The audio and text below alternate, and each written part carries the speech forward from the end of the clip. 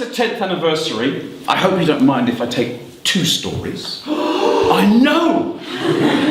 But if I put them into one, is that okay, Richard? No, okay. Right, well, so we'll start with the story of the king, the Raja. A good king, a good Raja, who, yes, he wears magnificent silk clothes, he wears a beautiful turban, bejewelled and bedecked, but what he really does doing is gardening, dressed in old clothes, working alongside those other people, tending the plants and the flowers, because he really didn't enjoy the life of the court. He was happiest when he was wearing his shabby old trousers and some tatty sandals and an old linen top, torn and muddy.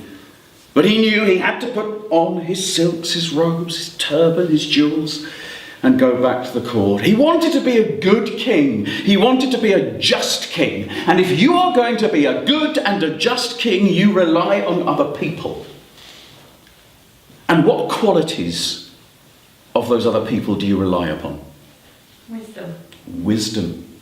Honesty. Honesty. That's a good start. Wisdom and honesty. If only he could trust the honesty of those who advised him, and particularly his chief advisor. And so the Raja waited until the time of the month when the moon was high and full. And he did what so many kings in stories do when they want to find out what the kingdom is truly like. He decided to leave his palace. But of course, he would be easily recognised dressed in silks and robes and a turban and bejewelled if only he had some old clothes to wear. Has he? Yes. Why? In the garden. So he put on his gardening clothes and he made his way into the throne room. Behind the throne there was a secret door, and he pressed the panel. It took him out into the garden. He made his way through the garden to the garden wall. And on the garden wall there's now, the gardeners, you're going to have to help me here. I have to be honest. I have no more interest in gardening that goes any further than AstroTurf. However, is it Bougainvillea? Is that how you say it? Yeah. Bougainvillea. Okay, so good. We can edit that bit out. There was beautiful Bougainvillea, which is a plant that grows up walls and along the tops of walls. It's been nodding. Thank goodness I got that right. Wikipedia is a wonderful thing. Where the Bougainvillea hung over the wall of the garden, there was a door. And he let himself out of the door and into the city. I told you there were 2 stories. So once, long ago, there was a thief. And she was a good thief. Well, not that good. She still lived in a hovel. I mean, she was persistent, let's say then, rather than good. She was dishonest. She was a liar. She was a thief, she was a crook, and she drove her grandmother insane, to the point where her grandmother said to her, "What will I do to you, for you are breaking my heart? Can you not change one thing in your life?" And the granddaughter said, "Okay, one thing. From now on, I will always tell the truth." And off she went on her next larcenous visit, because she has decided that, I said, that she was not successful. She was, well, listen, Richard, and she had decided that now was the time to actually do something that changed her life and her grandmother's life forever. She was going to go to the one place in the city where she knew there would be riches, and that was the palace.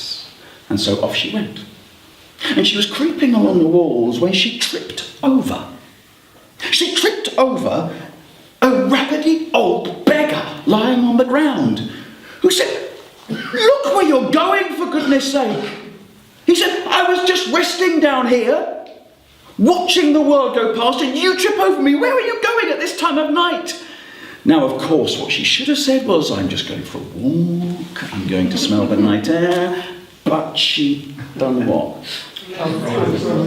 She promised that she would tell the truth, and so she said, I'm going to the palace to steal some treasure.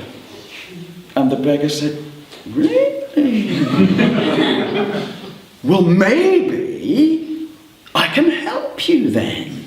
Come this way. We'll go along the wall of the garden of the palace. You see this bougainvillea here in the moonlight? You see the way it hangs over? If you just reach behind there, you'll find there's a door.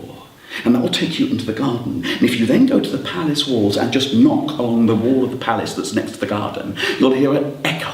And when you hear the echo, push, and you will find yourself coming out into the throne room. You will find yourself coming out not only into the throne room, but behind the throne of the Raja himself. And under his throne, you will see a box of silver. Open it, and you will find treasure as you have never imagined. Now, I say that she was not successful, but she was persistent. And she was also not stupid.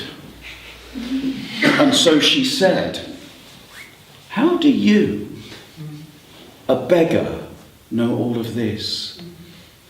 And he said, well, there was a time when I lived in the palace, but the Raja is a man who seeks honesty in other people, and so I have ended up out here. That seemed fair enough. So, that's the story.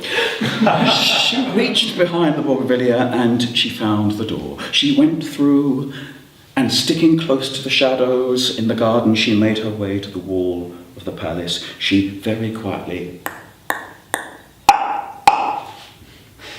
she pushed gently and heard a click. The door opened, and she made her way into the throne room. She had to wait a few minutes until her eyes had become accustomed to the dark, and she noticed the great throne.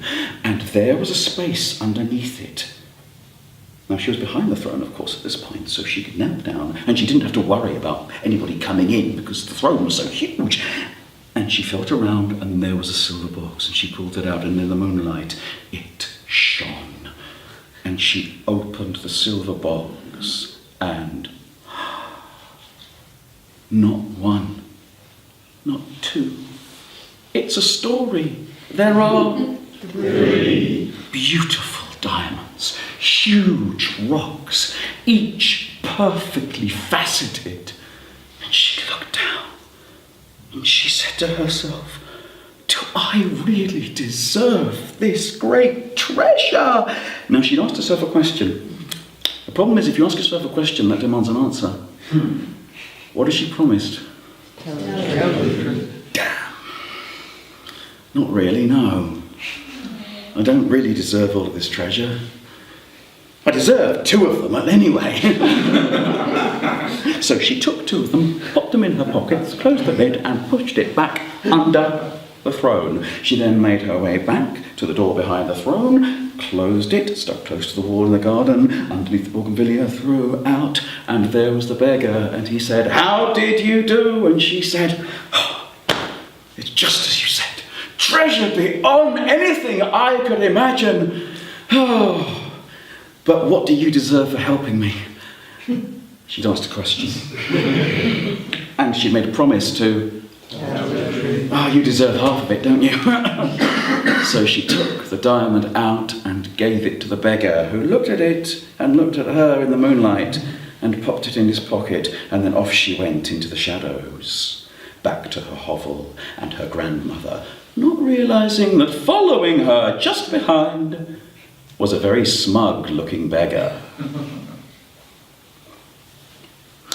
The next morning, in the palace, the Raja was sitting upon his throne. Now, normally in the morning, he would be in the garden, getting nice and dirty. But this morning, he was sitting on his throne, drumming his fingers on the arm. And he said, where is my advisor? And the advisor was brought in. He said, there has been a theft. And his advisor said, Your Majesty, surely not. This palace is well guarded all through the night. We would have heard an alarm. And the king said, look in the silver box that is under the throne and tell me what is in there. And so the advisor went to the back of the throne, pulled out the silver box, opened it, and in it he saw...